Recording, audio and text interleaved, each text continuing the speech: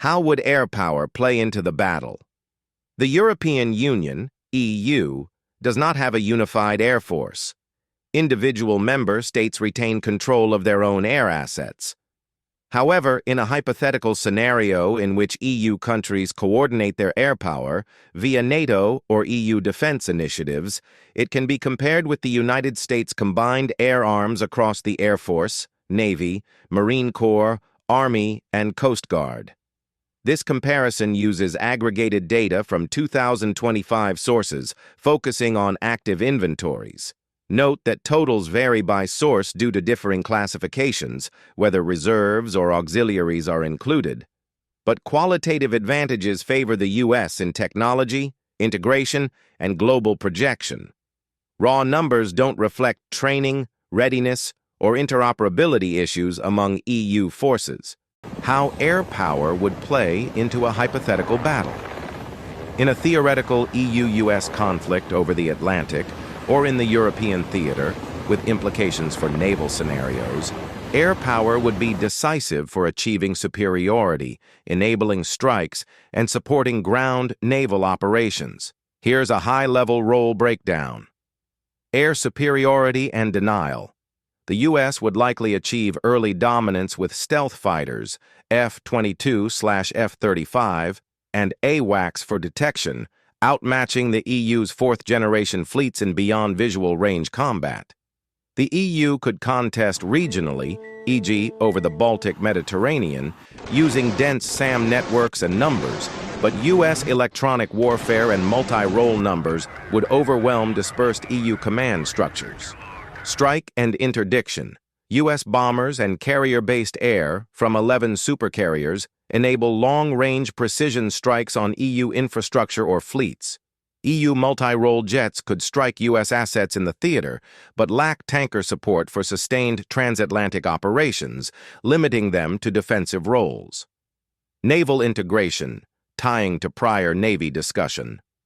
In a sea battle, U.S. naval air power, F/A-18S and F-35CS from carriers, would provide overwhelming anti-ship and air cover, far surpassing the EU's limited carrier operations, France's Charles de Gaulle and Italy's light carriers. EU land-based air, Greek, Spanish jets, could harass U.S. fleets near Europe, but would struggle against U.S. escorts and stealth capabilities. Support roles, helicopters and drones for ISR, logistics, and close support. U.S. superiority in drones allows attritional warfare. EU helicopters are effective for troop mobility and continental defense, but vulnerable to U.S. air dominance. Overall dynamics. U.S. air power emphasizes global reach and high-tech integration, JSTARS satellites, thereby enabling offensive operations worldwide. EU combined air is strong in Europe, numerical advantage in helicopters for rapid response. Still, it is hampered by interoperability issues, different languages and systems, budget disparities, and reliance on the U.S. for key enablers, such as tankers and intelligence.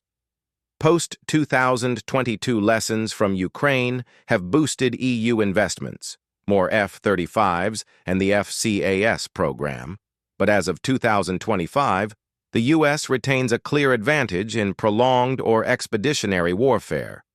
In summary, U.S. air power would likely tip the scales toward offensive superiority and sustainment. In contrast, EU air power could prolong a defensive fight but not project force globally as the U.S. does. This is a highly speculative and hypothetical scenario, especially given the real-world context of ongoing tensions as of early 2026, in which U.S. leadership has expressed intent to expand its control or presence in Greenland, a Danish territory and thus EU-linked, without necessarily invading outright. Greenland's strategic value, Arctic basing for missile defense, space surveillance, rare earth minerals, and countering Russian-Chinese influence, makes it a flashpoint. But any U.S. takeover would likely begin by leveraging the 1951 Defense Pact, thereby allowing expanded U.S. military access rather than a full amphibious assault.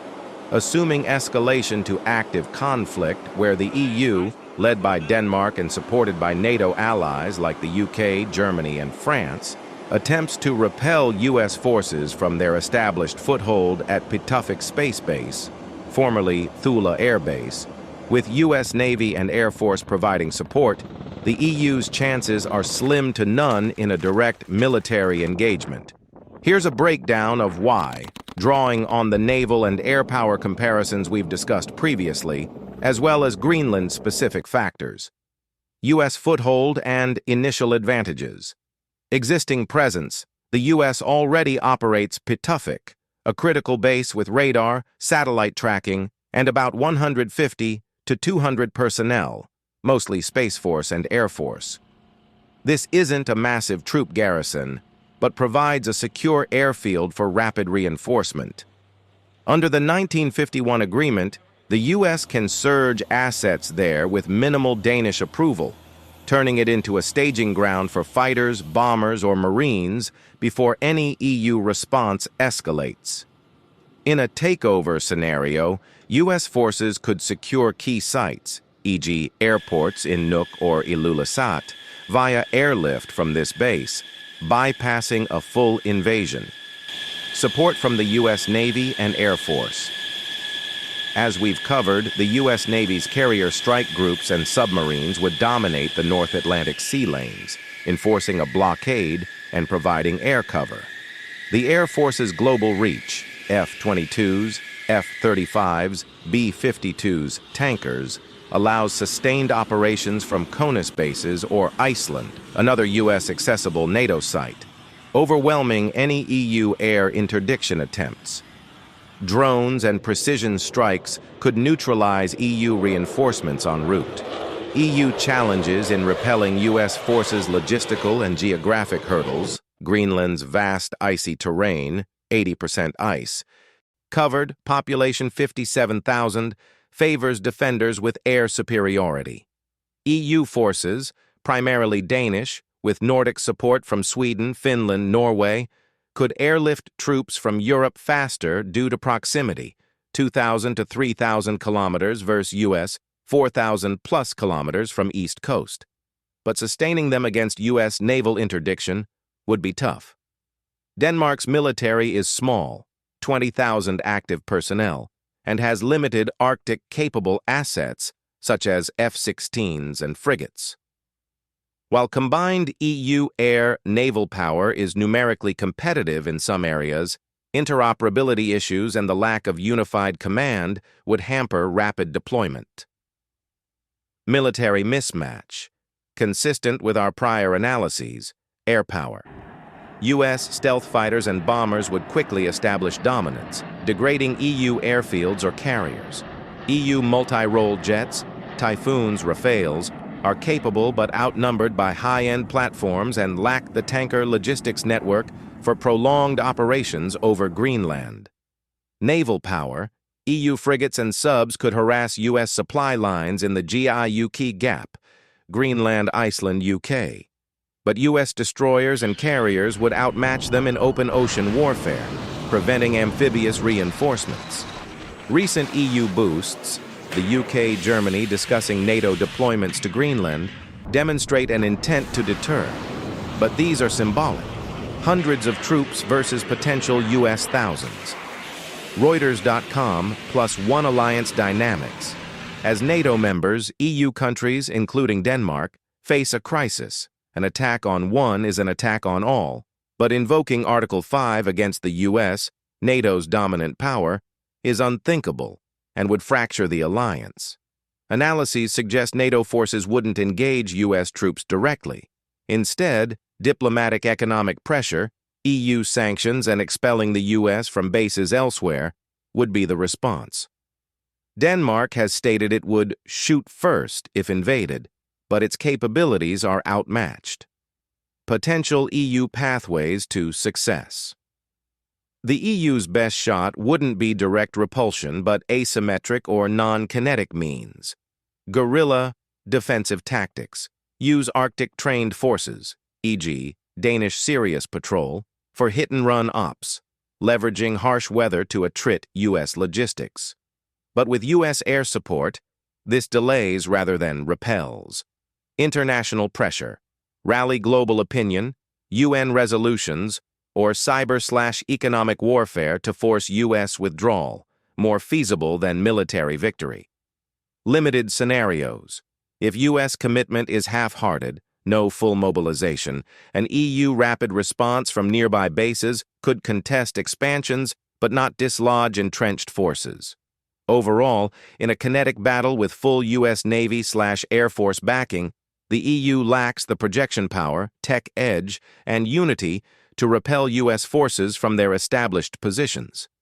It would be a lopsided affair, potentially the shortest war in history, as some quip, ending in U.S. control unless political factors intervene. In this hypothetical scenario, where the U.S. attempts to seize control of Greenland, leveraging its established foothold at Hypothetical Space Base and surging reinforcements via air and sea, the conflict would likely unfold as a swift and asymmetric U.S. victory, with the EU's repulsion efforts faltering under overwhelming American naval and air superiority. The U.S. Navy's carrier strike groups would dominate the North Atlantic, enforcing blockades and providing unchallenged air cover from F-35s and F/A-18. At the same time, the Air Force's stealth fighters and bombers rapidly neutralize any EU attempts at aerial interdiction or resupply from nearby European bases. Denmark, as Greenland's sovereign, might deploy its limited Arctic forces for initial resistance, supported by Nordic allies such as Sweden and Finland in guerrilla-style defenses amid Greenland's harsh terrain. Still, interoperability issues among EU militaries, combined with inferior projection capabilities and tanker shortages, would preclude sustained operations.